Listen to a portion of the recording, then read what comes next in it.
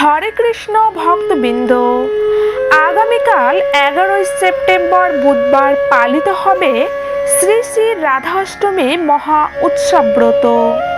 বন্ধুরা, ভগবান শ্রীকৃষ্ণের জন্মাষ্টমীর ঠিক 15 দিন পরে পালিত হয় রাধাষ্টমী মহা উৎসব ব্রত। রাধাষ্টমী তিথি হচ্ছে শ্রীমতী রাধারানীর আবির্ভাব তিথি। এই দিন রাধারানী ভাদ্র মাসের শুক্লা অষ্টমী তিথিতে ধরিত্রীকে পবিত্র করে আবির্ভূত হয়েছিলেন। তাই যে ব্যক্তি রাধারানীর এই উপবাস ব্রত বা পূজা করবে তার জীবনে সফলতা লেগেই থাকবে, কোনো কাজে তিনি পিছিয়ে পড়বে না। এক কথায় ভাগ্যের দ্বার তার জন্য খোলা থাকে। তবে যে ব্যক্তি এই রাধাষ্টমী ব্রত পালন করবে না, শতকোটি কল্পেও তার নরক হতে নিষ্কৃতি নেই। তারা সকলেই চিরতরে নরকে পতিত হবেন এবং পরবর্তীতে জন্ম হলেও তারা বিধবা হয়। তাই সকল কৃষ্ণ ভক্তবৃন্দ, আপনারা সকলেই আগামীকাল রাধাষ্টমী ব্রতটি পালন করবেন। এই বছর 2024 সালে শ্রীমতী রাধারানীর অষ্টমী তিথি পালিত হবে 11ই সেপ্টেম্বর বুধবারে। রাধাষ্টমী পূজার বিধি কি, রাধারানীর প্রিয় ফল ও ফুল কি, সাথে কি ভোগ অর্পণ করলে রাধারানী খুবই প্রসন্ন হন, সেই সমস্ত বিষয়াবলী আজকের ভিডিওতে আমরা আলোচনা করব। তাই ভিডিওর শেষ অবধি অবশ্যই আমাদের সঙ্গে থাকুন।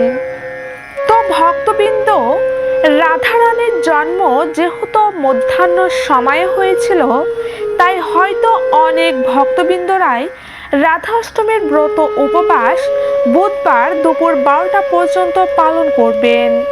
তবে ভক্তবৃন্দ, কেউ আবার চাইলে সারা দিন রাত্রি নির্জলা উপবাস থেকে পরদিন পালন করেও উপবাস করতে পারেন। তবে কোনো উপবাস, অর্ধ উপবাস বা মধ্যাহ্ন পর্যন্ত উপবাস শাস্ত্রে সমর্থন করে না। তাই ভক্তবৃন্দ, রাধা অষ্টমী ব্রতের পূর্ণ ফল পেতে চাইলে অবশ্যই রাধা অষ্টমীর ব্রতটি সারা দিন রাত্রি নির্জলা থেকে পরদিন পালন করে ব্রত ভঙ্গ করবেন। তবে অসমর্থের জন্য একাদশী ব্রতের মতো করে রাধাষ্টমী ব্রত পালন করতে পারেন। অর্থাৎ নির্জলা ব্রত না থাকতে পারলে একাদশীর মতো ফলমূল গ্রহণ করেও রাধাষ্টমী ব্রত পালন করতে পারেন। তো বন্ধুরা, প্রথমেই এখন আমরা আগে জেনে নেব রাধাষ্টমী পূজার নিয়ম বিধি কি, অর্থাৎ কিভাবে পুজো পালন করবেন। রাধাষ্টমী ব্রতের দিন সূর্যোদয়ের আগে ঘুম থেকে উঠে স্নান সেরে ধোয়া পরিষ্কার পোশাক পরুন। এবার একটি চৌকিতে লাল বা হলুদ কাপড় পেতে তার ওপর শ্রীকৃষ্ণ এবং রাধারানীর মূর্তিটি স্থাপন করুন। তারপর পঞ্চামৃত দিয়ে রাধা ও কৃষ্ণকে অভিষেক করাবেন। এরপর দুজনকেই নতুন বস্ত্র পরিয়ে সাজিয়ে পুজো শুরু করুন। রাধারানীর পুজো করতে মূর্তির সামনে অবশ্যই ঘট স্থাপন করুন। তারপর নিয়ম অনুসারে সিঁদুর, কুমকুম, চাল, ফুল, ধূপ, দ্বীপ এবং প্রদীপ নিবেদন করে পুজো শুরু করুন। তো ভক্তবৃন্দ, শ্রী রাধারানীর পঞ্চ উপচারের পূজা মন্ত্রের দ্বারা পূজা করা হয়। যদি মন্ত্র না জানা থাকে তবে হরে কৃষ্ণ কৃষ্ণ কৃষ্ণ হরে হরে, হরে রাম রাম রাম হরে হরে, এই মহামন্ত্রটি বলে সকল দ্রব্য নিবেদন করে পুজো করবেন। তো ভক্তবৃন্দ, এবার আমরা জেনে নেব রাধারানীর প্রিয় ফুল ও ফল কি এবং কি কি ভোগ এই দিন রাধারানীকে নিবেদন করবেন। তো বন্ধুরা, প্রথমেই রাধারানীর প্রিয় খাবারের কথা যদি বলি, তাহলে ভগবান শ্রী গোপালকে আমরা যেমন 56 ভোগ দিয়ে থাকি, তেমনি শ্রী রাধিকার অষ্টমী তিথিতেও 56 ভোগ নিবেদন করতে পারেন। মূলত ভগবান শ্রীকৃষ্ণের যে সকল খাবার প্রিয়, রাধারানীরও সেই সকল খাবার প্রিয়।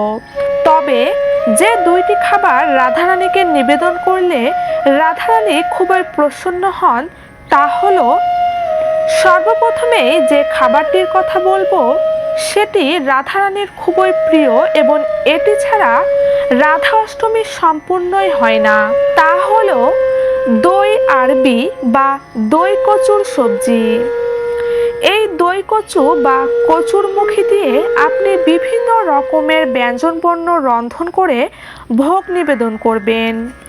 কচুরমুখী বা ঘাটি কচু ভালোভাবে পরিষ্কার করে ধুয়ে নিয়ে ঘিতে ভালোভাবে ভেজে টক দইয়ের মিশ্রণে এটি রন্ধন করা হয়ে থাকে। এই দই কচুর সাথে আপনি লুচি ভোগও রাধারানীকে অর্পণ করবেন।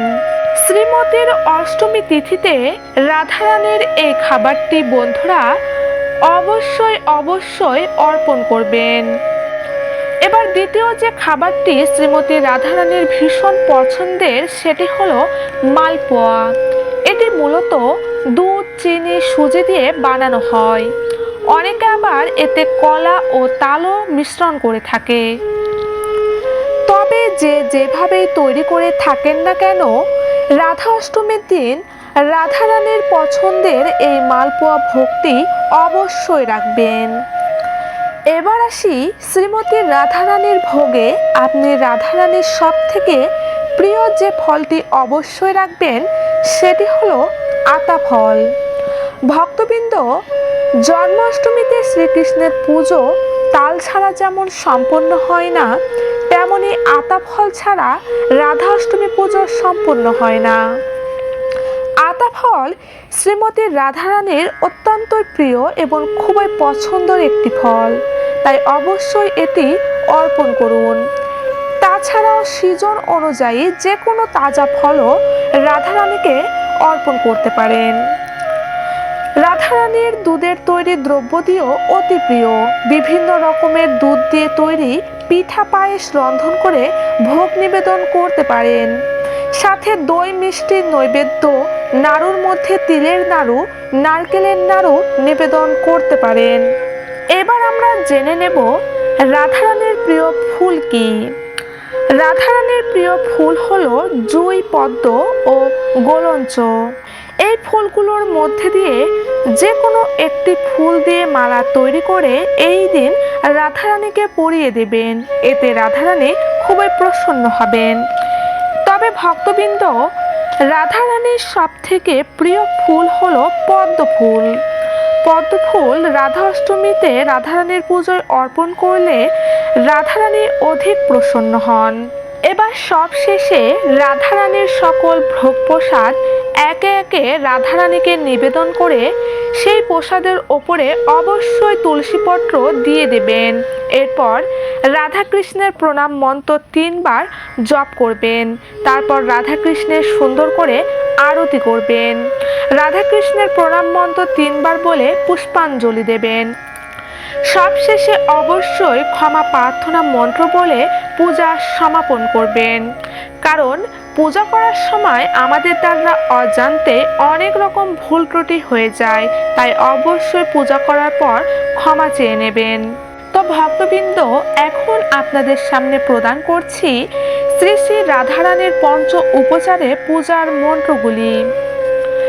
এসো গন্ধ ওং রাধিকায় নমঃ, এদং পুষ্পমৃত ওং রাধিকায় নমঃ, এসো ধূপ ওং রাধিকায় নমঃ, এসো দীপ ওং রাধিকায় নমঃ। এবং নৈবেদ্য অর্পণ করার সময় বলবেন ইদং নৈবেদ্য মিষ্টান্ন পানীয়াদিকং সম ওং রাধিকায় নমঃ।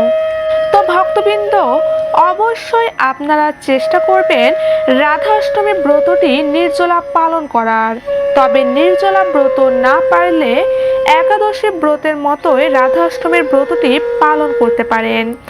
আর যদি আপনি পূর্ণ দিন অর্থাৎ পুরো দিন রাত্রি টানা উপবাস থাকেন, তবে পরের দিন সূর্যোদয়ের পর অর্থাৎ 6টার পরে পালন করতে পারেন। ব্রতের পরের দিন ব্রাহ্মণ ও বৈষ্ণবদের ভোজন করিয়ে ব্রত সমাপন করবেন।